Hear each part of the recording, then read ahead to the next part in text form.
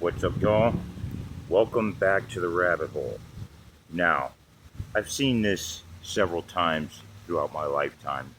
The United States is about to be involved, or is currently involved, in another regime change war, whether it's been Afghanistan, Iraq, Syria, Libya, Egypt, Ukraine. We saw failed attempts in Belarus and in Russia. The United States is doing a regime change war in Iran. Now, those of you that are familiar with General Wesley Clark ran for president for the 2004 presidential election. Um, he kind of spilled the beans on what the United States plans were at the time. We had plans to overthrow the governments in Iraq, Syria, Sudan, Lebanon, Libya, Somalia, and finally Iran. Now, this beef has been going on for a long time.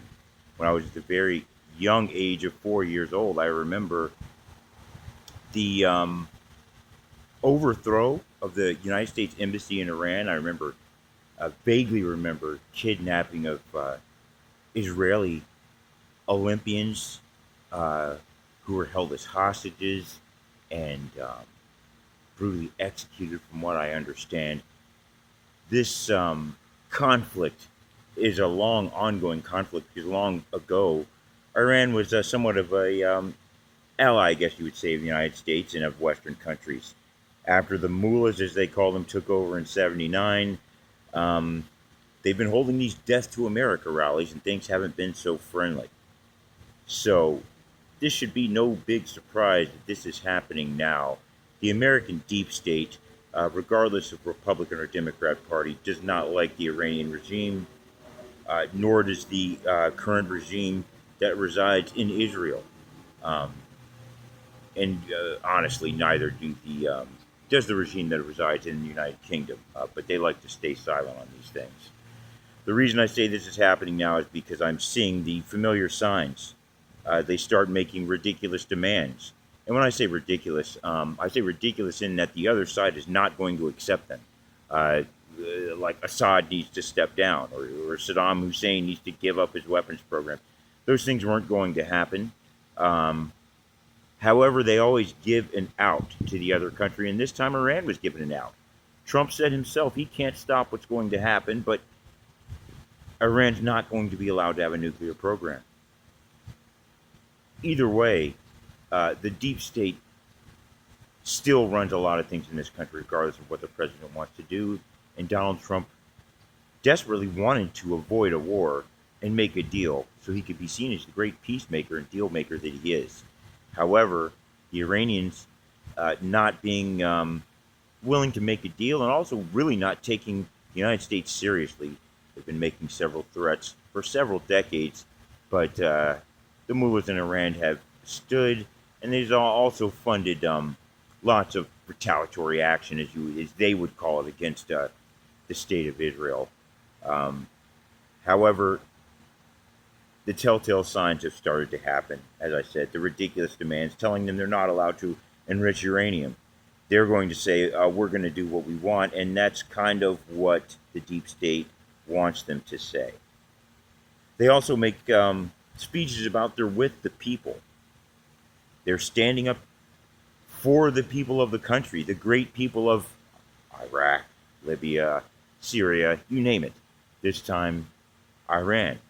The Persian people of Iran. I'm surprised they haven't brought out that word, but the people of Iran are Persians, not necessarily Iranians. That's a newer construct of a word.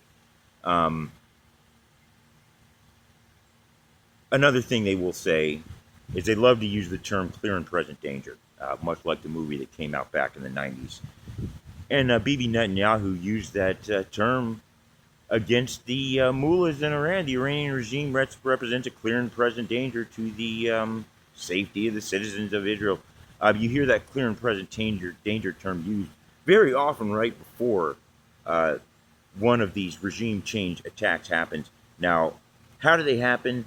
One of two ways generally. You have a violent uprising to where they will use intelligence services to overthrow the government. What will be protests, start as peaceful protests, will turn violent. and there will be moves made to uh, take control of the government buildings. And generally, the people who do that will be backed by the United States or United States allied forces and or United States allied forces. The other way to do this is a decapitation attack. That's kind of what a lot of people expected Vladimir Putin to do in Ukraine, but the Russians don't use the American playbook. Decapitation attacks, you're going to go in, you're going to eliminate the eyes and ears. You're going to take out their power, main source of energy, mainly getting their electricity. You're going to take out their ears, which means their communications, their telephones, their satellite communications, whatever. You're going to also go after what I like to call the brain and spinal cord, which the military term, they'll call that command and control. They're going to take out the military leadership, the decision making, and they're going to take out their ability to mobilize, hitting things like anti-aircraft, hitting things like fighter jets, aircraft, transport aircraft, anything that the other side can use to fight back, as in the armed forces, the body, as you will, of the army. They would try to disable that body and disable the ability for the brain to communicate with the body. That's why I call it the spinal cord.